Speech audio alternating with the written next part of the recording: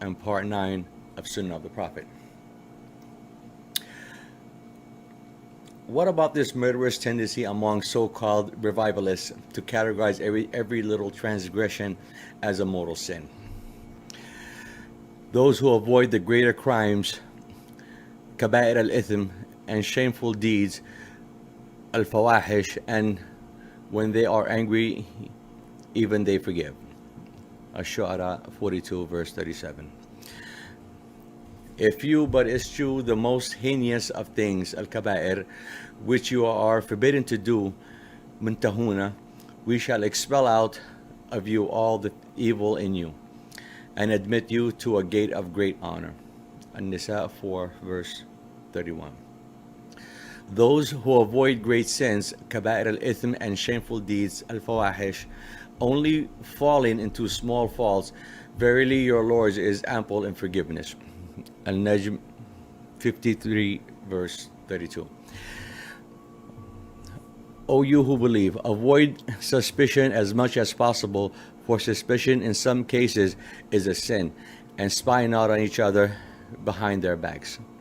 Al-Hujurat 49 verse 12.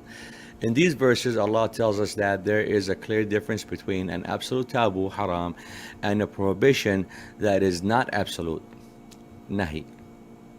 We hear in verses that He prohibits us from spying on one each other. We shall not defame or be sarcastic to each other, nor shall we insult others by offensive name-calling. We also notice that the text calls suspicion a sin, al-ithm, and that in the first 3 verses the term greater sins, kabair al-ithm, and shameful deeds, al-fawahish, are used. Sins that shall be avoided. These are prohibited nahi, back to Surah 4 verse 31, but are not absolute taboos, haram. We infer from this that there are greater and smaller sins, and only small faults, but in terms of those acts that violate absolute taboos, capital crimes, al-muharramat, no qualitative distinction is made between great and small. A small capital crime is a contradiction in terms and does not exist. Al-muharramat are capital crimes that are to be equated with major sins. They are absolutely forbidden and must be avoided. Let us examine the 2 acts that Allah prohibits us in these verses: spying on each other and slander.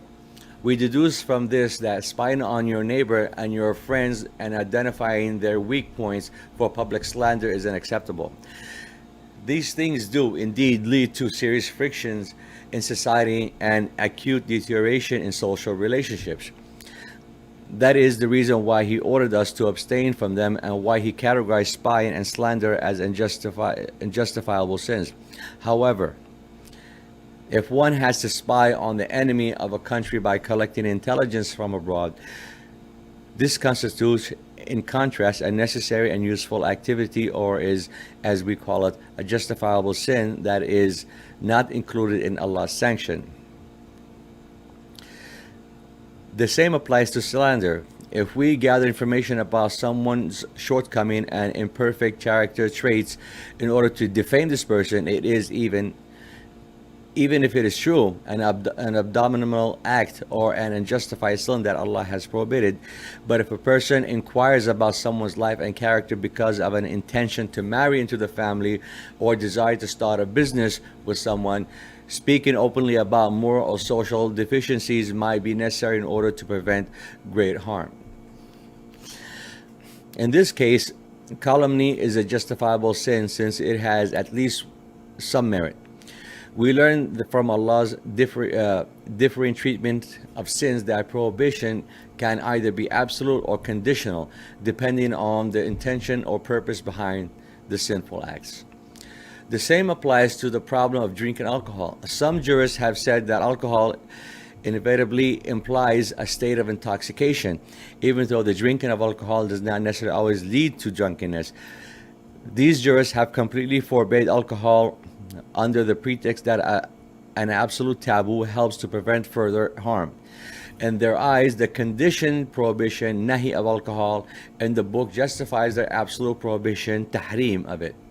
Our position, however, is that a conditioned prohibition does not justify an absolute taboo, since a taboo implies, as we have explained earlier, a different quality of scope, validity, and authority. No one can possibly deny the fact that alcohol can be potentially beneficial. For example, if it is used as an anesthetic in surgical operations. In these circumstances, the use of alcohol is a justified sin. If it is used, however, in order to induce drunkenness, it is clearly an unjustifiable sin. We must stress that only Allah, who can order temporary or conditioned orders, can issue absolute taboos or permission, while His Messenger, who may also give temporary or conditioned orders, cannot issue absolute taboos or permission. He can only pass on the taboos and permission contained in Allah's book. As for those of authority, that is, the parliament of the country, it may also legislate temporary or conditioned orders, but it cannot issue absolute taboos or permission. This distribution of legal authority is based on the fundamental distinction between human and divine interdiction. Divine interdiction enjoys universal validity, while its implementations is historically conditioned, intention, purpose.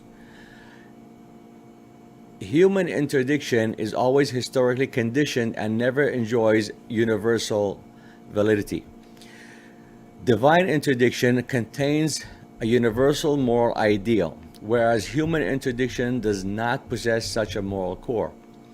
If we ignore these differences and place Muhammad's all too human interdiction on the same level as absolute taboos, we risk attributing to them universal, eternal, and indisputable validity.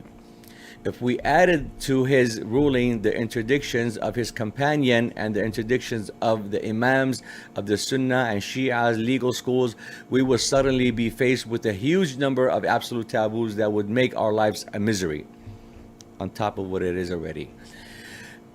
The irony is that this is exactly what is about to happen in our society. The most trivial acts of daily life are interpreted as capital crimes against the religion of Islam. To play a game of backgammon is now tantamount to shirk against Allah. To wear a silk tie is now as serious as a crime as killing one's soul. And to compose eloquent poetry is now considered as reprehensible as stealing the property of orphans, so as wearing gold is being prohibited. It is not enough that such thinking displays a condemnable frivolity of the human mind, but such punitive ruling in fact compete with Allah's authority, since they forbid things that Allah has not forbidden. The ridiculous outcome of linking the major sins with our private lives is that we are almost inevitably bound to commit a major sin in every day of our life.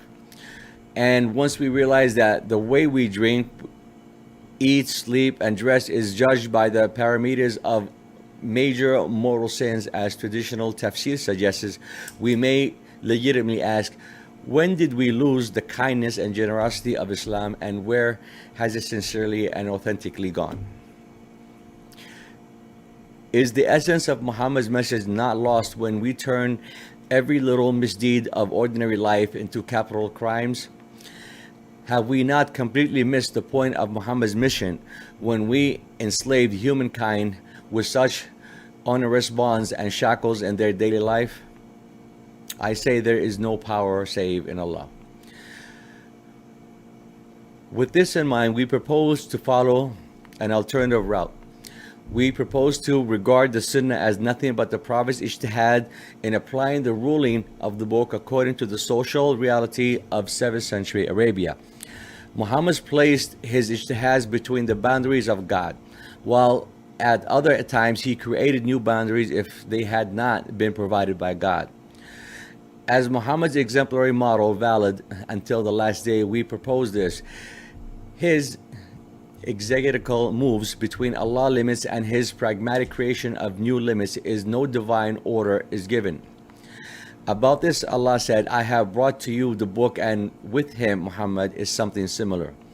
And Muhammad said, the disagreement of my community is a blessing, which in our interpretation means that it is a blessing that we differ in our ijtihads and moves like the Prophet between Allah's limits.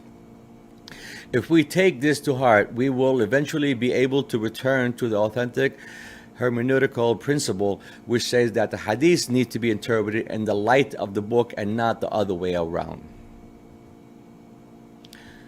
We will continue in the next part. Thank you for following part 9, and we would like to hear your thoughts. Part 10 from the Sunnah of the Prophet will follow. Thank you.